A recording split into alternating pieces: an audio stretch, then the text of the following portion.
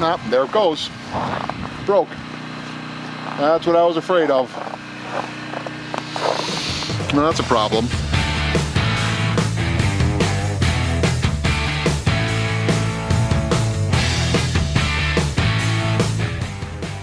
Hi, I'm Michael, KB9VBR, your host for Ham Radio Q&A. I'm on a mission to inspire and educate the amateur radio population. So if this is your first time watching, please hit that subscribe button. Well, today we're out here in northern Wisconsin for Winter Field Day, and it's a balmy 2 degrees outside right now. That's being very generous. Very generous. Next to me is Joe, KD9CJX. You may have remembered him as the Baofeng guy in one of my previous videos. Now, let's not talk about that ever. We're not going to talk about that. Today we're going to talk about the Chameleon, what's the model number? Chameleon Emcomm III Portable end-fed antenna. The Chameleon M3 Portable Emcomm antenna.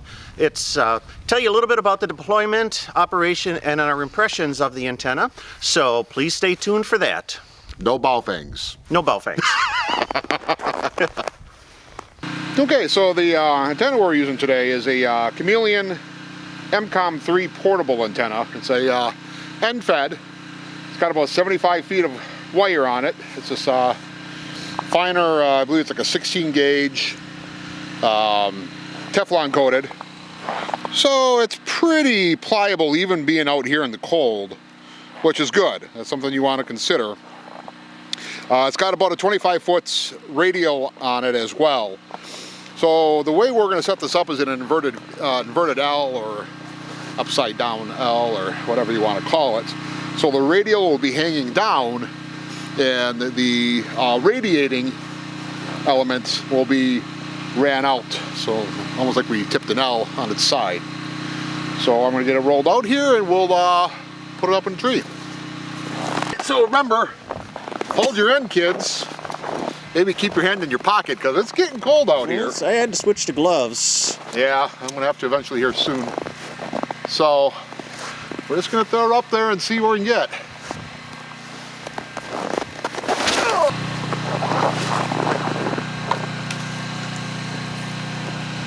Well, what is that, about 20 feet? 15? It's 20. 20? It's 20. So this is the centerpiece of the Chameleon Emcomm III Portable. You'll see it's a plastic dog bone for wrapping up the wire. The small ballon here, I believe this is either a 4-to-1 or a 9-to-1, I don't remember exactly. Total power handling is about 125 watts. So really good for portable radios. You're not going to run an amplifier with this, but good for what we need. And of course you see here, it's got the carabiners. Those are for strain relief. Pretty well built.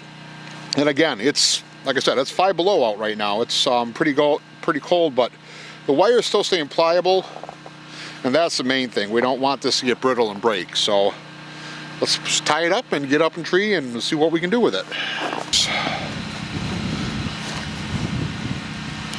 Now, I contacted the folks at Chameleon, and they had real specific instructions on how it should be hung and how to use this, but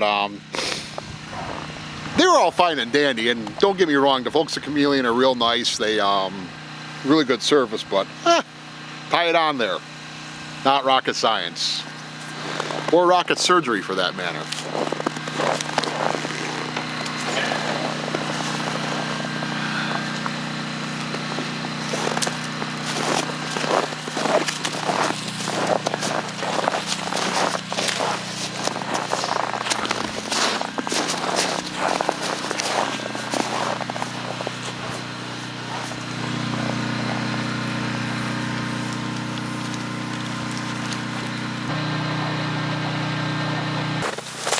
We're talking about Chameleon.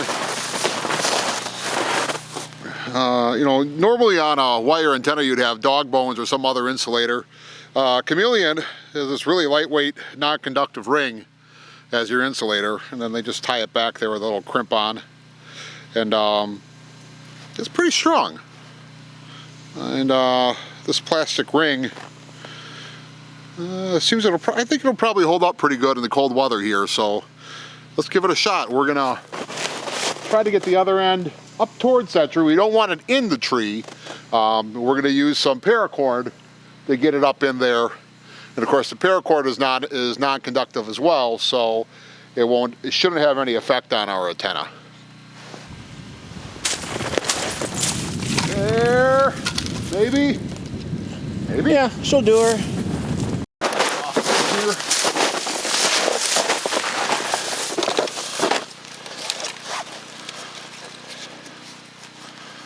And if you get those loops out, you're less likely to get a kink in it. And that'll help with keeping your coax around for a lot longer. So just give it a little twist, just roll the whole thing. And then you get a little bit more length out of it too. It doesn't want to accordion up like you saw there. And then we're just going to feed it through the window here.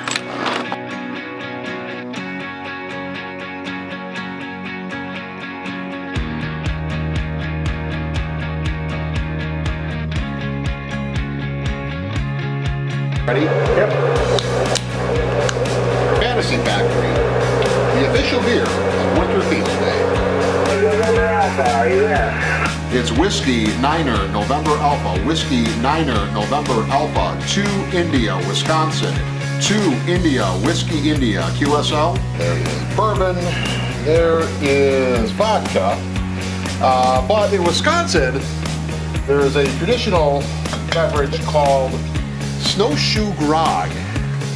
It's only found in Wisconsin. It's brandy and peppermint schnapps. It is a unique flavor of hooch, if you will. I can't say it's a good flavor, but it'll warm me up.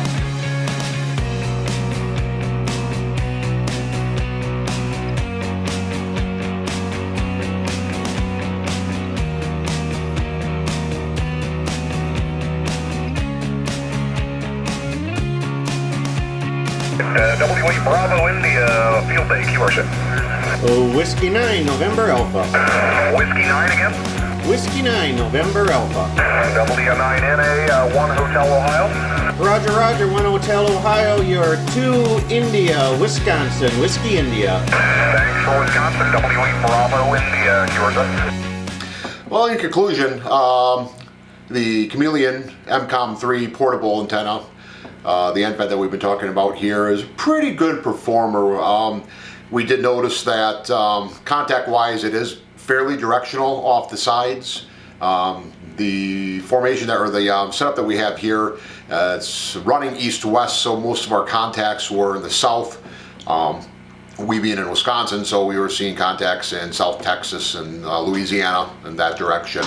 Not very good off the ends. Our east and west coast coverage was pretty nil. We didn't have any success there, but that's to be expected.